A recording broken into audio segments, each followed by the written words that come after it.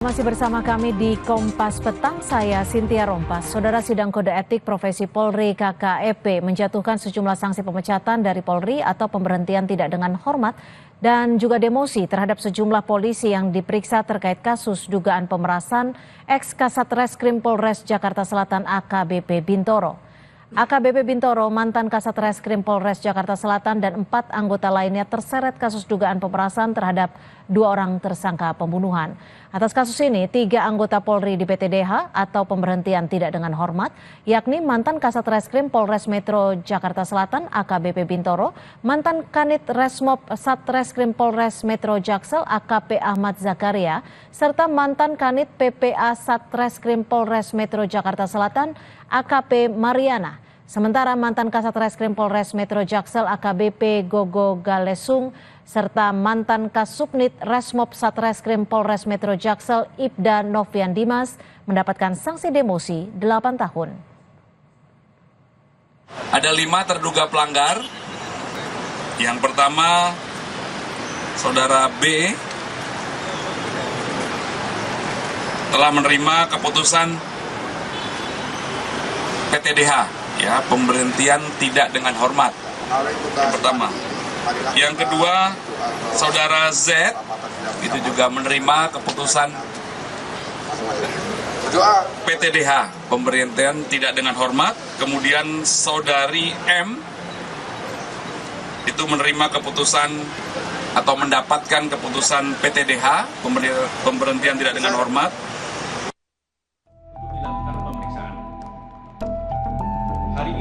Sidang kode etik profesi KKEP terkait penyalahgunaan wewenang yang menyeret mantan Kasat Reskrim Polres Jakarta Selatan AKBP Bintoro dan sejumlah anak buahnya telah ditetapkan. 3 orang polisi termasuk AKBP Bintoro dijatuhi sanksi pemberhentian tidak dengan hormat atau PTDH alias dipecat. Sementara 2 anggota polisi lainnya diberikan sanksi demosi 8 tahun. Atas keputusan yang dibacakan, kelima anggota Polri yang melakukan pelanggaran tersebut mengajukan banding. Atas keputusan yang telah dibacakan ini, disampaikan ini, kelima terduga pelanggar menolak dan mengajukan banding atas putusan tersebut. Sidang etik terhadap AKBP Bintoro digelar di Polda Metro Jaya pada Jumat 7 Februari 2025 lalu. Dalam sidang tersebut, Majelis KKEP mempertimbangkan berbagai fakta yang terungkap selama penyelidikan, termasuk aliran uang yang diterima oleh Bintoro dan rekannya. Kasus pemecatan AKBP Bintoro, mantan Kasat Reskrim Polres Jakarta Selatan dari kepolisian, menjadi sorotan publik setelah terungkap adanya dugaan pemerasan terhadap tersangka kasus pembunuhan. Kasus pemerasan ini bermula dari laporan Arif Nugroho dan Muhammad Bayu Hartanto, 2 tersangka kasus pembunuhan dan pemerkosaan yang sebelumnya ditangani Polres Jakarta Selatan. Kedua tersangka dalam kasus ini melaporkan pemerasan yang dilakukan AKBP Bintoro dengan jumlah uang lebih dari 100 juta rupiah. Laporan tersebut kemudian ditindaklanjuti dengan gugatan perdata di Pengadilan Negeri Jakarta Selatan pada 7 Januari 2025 yang menuntut pengembalian aset mewah dan ganti rugi atas perbuatan melawan hukum. Tim Liputan Kompas TV. 5 anggota Polri dikenakan sanksi usai terlibat kasus pemerasan terhadap 2 orang tersangka. 3 anggota Polri yang dipecat sementara, 2 lainnya didemosi 8 tahun. Apakah sanksi tersebut cukup memberi rasa keadilan bagi sistem hukum? Kami akan membahasnya bersama Bambang Rukminto, pengamat kepolisian ISES, serta Yusuf Warsim, komisioner dari Kompolnas. Selamat petang Pak Yusuf, Pak Bambang, terima kasih sudah bergabung bersama kami di Kompas Petang. Selamat petang, Cynthia. Ya, saya ke Pak Yusuf terlebih dahulu. Pak Yusuf, ini sanksinya sudah dijatuhkan namun keberatan atau menolak dan mengajukan banding. Menurut Anda, sanksi ini sudah tepatkah dan sudah memberikan rasa keadilankah bagi masyarakat Indonesia? Pertama, yang dilakukan oleh Polda Metro Jaya sudah responsif, bergerak cepat, menindak 5 oknum tersebut yang kemudian disidangkan dalam Komisi Kode Etik. Putusannya sudah kita dengarkan, pembacaannya 3 PTDH, 2 demosi.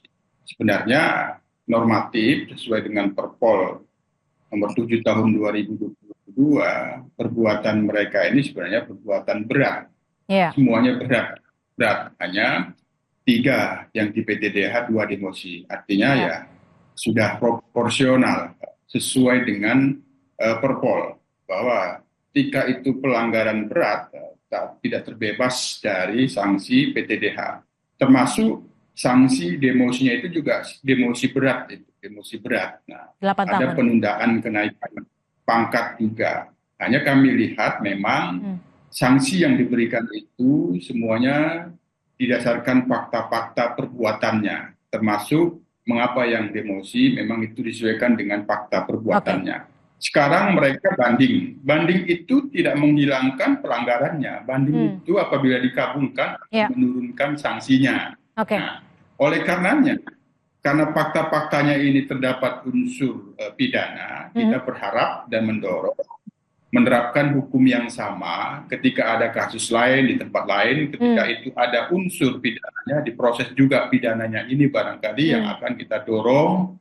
Hanya pada kali ini memang kita lihat Polda Metro Jaya masih mendahulukan proses kode etiknya. Namun kami akan terus mengawal, memastikan bahwa proses pidananya dapat dilakukan nantinya. Ya, kami tangkap ke Pak Bambang. Pak Bambang, ini proses banding ini nantinya akan mempengaruhi persepsi publik tidak terhadap transparansi dan juga akuntabilitas Polri. Khususnya seperti tadi yang disampaikan akan didorong ke sisi pidananya karena ini adalah berkaitan dengan pemerasan. Kalau terkait dengan banding yang terjadi di sidang KKEP, tentu masyarakat berharap banyak.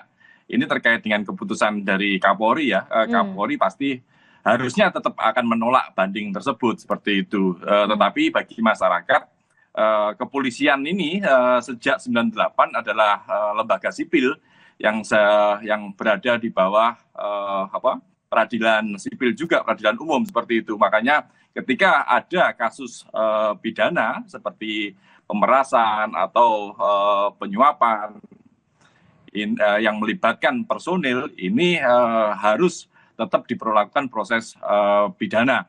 Ini yang seharusnya tetap dilakukan oleh kepolisian. Tetapi sampai saat ini kan itu belum dilakukan oleh kepolisian dengan dalih menunggu proses sidang etik.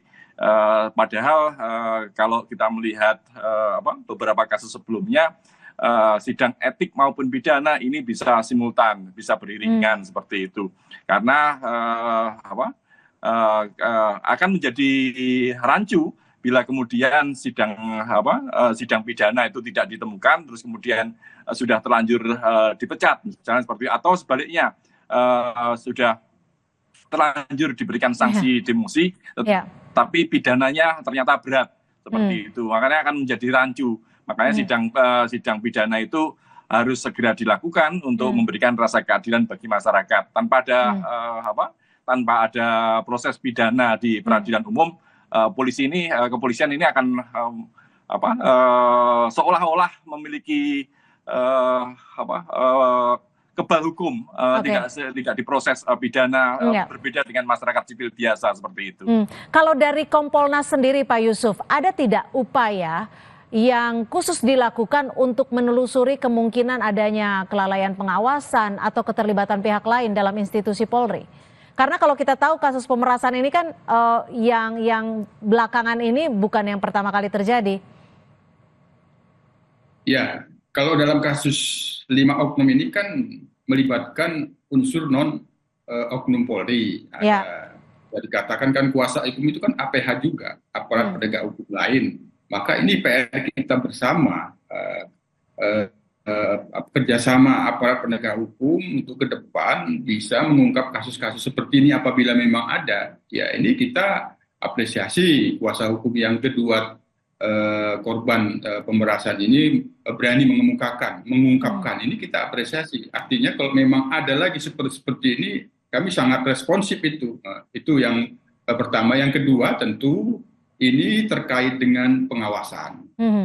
pengawasan ini sangat penting ke depan, pengawasan pimpinan, pengawasan penyidikan khususnya, dan kami juga pengawasan Kompolnas. Setidaknya kita berharap kepada masyarakat untuk sama-sama mengawasi ketika membuat laporan polisi, sampaikan saja ke Kompolnas agar sama-sama kita awasi prosesnya. Apalagi kelompok-kelompok rentan yang itu menjadi korban dugaan tindak pidana, itu sangat penting untuk kita kawasi. Kami sendiri dalam hal ini memprioritaskan pengawasan pelayanan penegakan hukum terhadap kelompok rentan, korban anak, korban perempuan, sehingga kita berharap apabila ada laporan-laporan polisi disampaikan masyarakat, kami menunggu bisa disampaikan juga ke Kompolnas, akan kami awasi dan kami atensi prosesnya. Itu nantinya. Pak Bambang, hal yang demikian bisa terjadi lagi. Ya, Pak Bambang, kita tahu bahwa Presiden Prabowo Subianto beberapa waktu lalu sempat menyebutkan ciri khas negara gagal adalah tentara dan polisi yang gagal. Bisa dikatakan secara luas bahwa apa yang terjadi saat ini di Polri dengan melakukan pemerasan terhadap tersangka pembunuhan ini adalah bagian dari kegagalan Polri? Ya, kewenangan kepolisian yang diberikan negara itu adalah melindungi, mengayomi, dan melayani masyarakat sekaligus sebagai penegak hukum. Artinya ini adalah kewenangan amanah yang sangat besar bagi kepolisian. Dalam penegakan hukum ini sesuai dengan kesepakatan bernegara kita, tentu semuanya harus tunduk di bawah hukum. Ketika kepolisian sebagai aparat penegak hukum gagal melindungi, mengayomi masyarakat, bahkan mencederai rasa keadilan masyarakat, inilah indikasi bahwa negara salah yang seperti disampaikan oleh Presiden ada negara gagal. Artinya negara sudah tidak mampu melindungi dan mengayomi masyarakat. Makanya dalam kasus pemerasan ini equality before the law itu harus tetap dijunjung tinggi dengan melakukan proses pada semua orang yang terlibat dalam tindak pidana, tidak terkecuali oleh anggota kepolisian. Makanya proses pidana tadi seperti disampaikan Pak Yusuf, ini harus didorong. Kepolisian jangan ragu-ragu untuk melakukan proses pidana bagi personilnya. Bila tidak, ini lagi-lagi akan menjadi salah satu ciri negara gagal dan akan semakin menurunkan kepercayaan masyarakat kepada kepolisian seperti itu. Pak Yusuf, singkat saja, apa langkah konkret yang akan dilakukan Kompolnas agar peristiwa serupa dan peristiwa-peristiwa negatif lainnya di institusi Polri tidak lagi terjadi, agar negara ini bisa menjadi negara yang baik, bukan negara gagal? Apa yang menjadi komitmen di dalam penegakan hukum oleh Polri itu, penegakan hukum yang beretika itu benar-benar dijunjung tinggi, dan bagaimana konsistensi pelaksanaannya itu memerlukan penguatan pengawasan melekat oleh pimpinan, pengawasan penyidikan, dan juga kami akan terus mengoptimalkan pengawasan Kompolnas terhadap proses penanganan laporan polisi, penyelidikan dan penyidikan itu terus yang akan kita optimalkan. Oke, kita akan nantikan kinerja dari Kompolnas. Terima kasih Pak Yusuf Warsim, Komisioner dari Kompolnas, dan juga Pak Bambang Rukminto, pengamat kepolisian ISES, sudah berbagi perspektif di Kompas Petang hari ini. Terima kasih. Saudara, informasi lainnya akan kami hadirkan selepas jeda. Usai disumpah jadi warga negara Indonesia, oleh Romeni nyatakan tak sabar segera